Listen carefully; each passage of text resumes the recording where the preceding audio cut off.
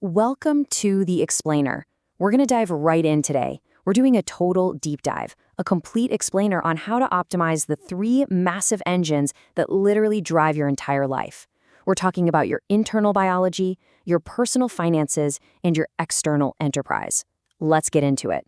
So, why are you exhausted, broke, and stalled? Seriously, think about it. You work incredibly hard. You're putting in the long hours, chugging the coffee, doing the whole hustle culture thing. And yet, you look up and realize you're nowhere near where you actually want to be. Just pause and really sit with that everyday frustration for a second. Well, here's the blunt truth. Your systems are completely overloaded. You aren't failing because you're lazy. Not at all. You're stalling out because you're playing the wrong game. True success, it requires a radical shift. We have to move away from this passive, overloaded effort and switch gears into targeted, highly productive action. To fix all this, we need a clear roadmap, scaling from the absolute micro to the global macro. We'll hit biological detox, then the financial shift, and finally business targeting. Starting with phase 1, biological detox, the absolute micro level. Okay, so your biological engine, specifically your liver. It's this miraculous organ doing over 500 vital functions, filtering toxins, burning fat, regulating metabolism, the whole shebang. But honestly, thanks to modern diets, stress, and just everyday environmental toxins, it is crying out for help. Look, you can't clean a house while someone's still tracking mud inside, right? So we start with rapid elimination. For the next 7 days, alcohol is entirely off the table. Why? Because it completely halts your liver's fat burning and filtering. Your liver literally drops everything else just to process the alcohol out. Next, we cut added sugars, specifically high fructose corn syrup, which your liver basically turns straight into fat. And finally, processed seed oils. We absolutely must stop the incoming toxic load right now. Once the mud stops tracking in, then we can finally start to clean. We use a 4-step morning flushing protocol. First, cut the toxins. Second, a lemon water flush. Third, load up on superfoods. And fourth, a 12 to 14-hour fast. Let's break down exactly how this actually repairs the damage. I want you to think of step 2 like a biological detergent sweeping toxins out. Before your morning coffee, before you eat or drink anything else, you're going to drink 16 ounces of warm water squeezed with half a fresh lemon. And this isn't just some trendy aesthetic morning routine. The vitamin C and antioxidants actually stimulate the production of glutathione, that's your body's master antioxidant. It signals your liver to start pumping out enzymes and bile, which acts exactly like a detergent, literally sweeping those toxins right out of your digestive tract.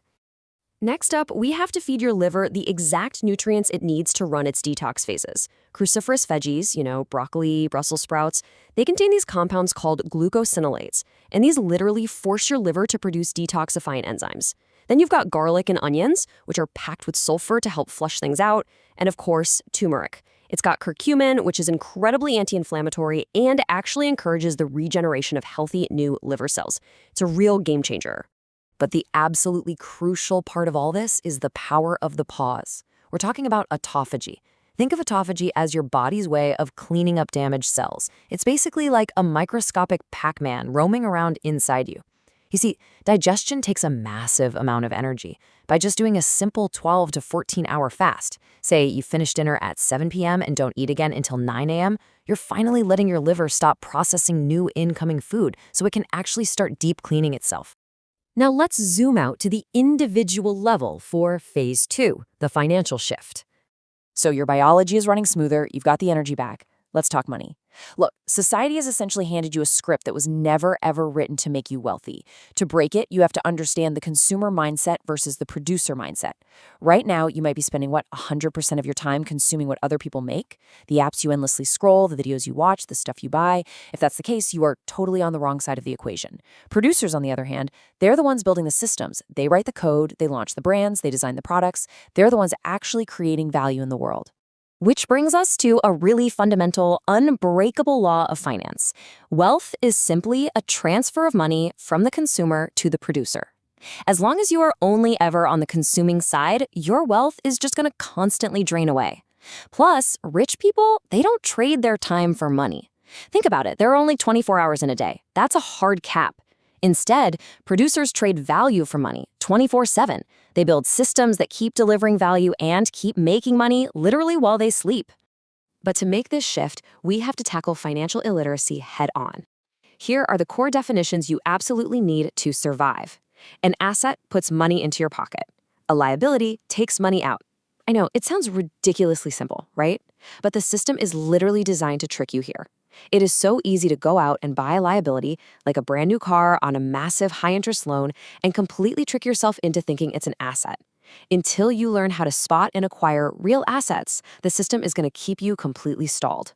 So what's the concrete action plan to fix your finances? First, audit your time. You've got to stop the mindless scrolling and consuming. Second, build a high-leverage skill.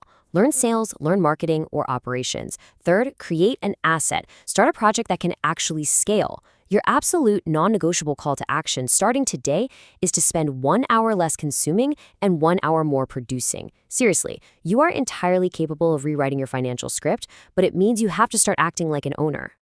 Moving on to phase 3, business targeting, the macro level. All right, so your mind, body, and wallet are getting aligned. Now you've shifted your mindset, you've built an asset, maybe it's an e-commerce brand or some B2B software tool, and now you want to scale. But here's the catch. If you don't know exactly who to sell to, you're basically just shouting into the void. Take a company like Whisper AI, for example. They target the VP of engineering, not the junior developers. Why? Buying power. Sure, the junior devs might be the ones using the software all day, but that VP of engineering, they're the one holding the purse strings. They write the checks. If your marketing isn't talking directly to the person who actually holds the money, it's going to fail. Which brings us to the absolutely critical question you need to ask yourself. Who holds the credit card in your target market? To figure this out, you can't just rely on, basic demographics like age or location. You need a highly specific snapshot of your decision maker. You need to be able to answer 3 things with total clarity. 1, what is their exact job title? 2, what is the nightmare problem keeping them awake at 3 a.m.? And 3, do they actually have the real authority to buy from you? Let's look at how this plays out if, say, you're an apparel brand expanding internationally. First up, we've got curator Chloe, the boutique owner. Her big motivation? High margins. Her absolute nightmare is getting stuck with generic inventory.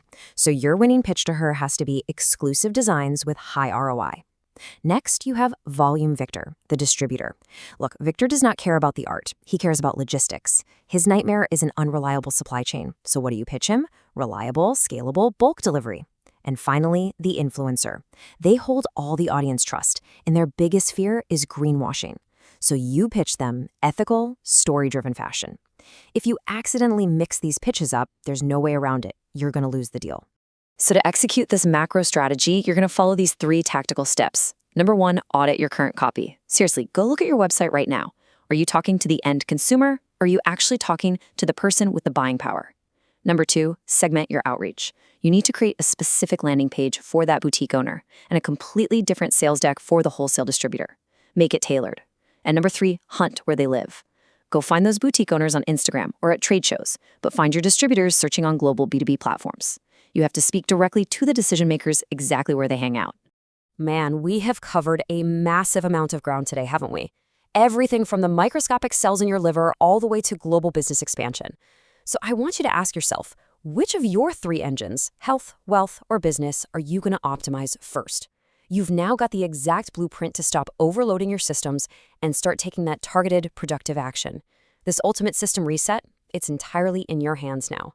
Thanks so much for joining me on this explainer, and I will catch you in the next one.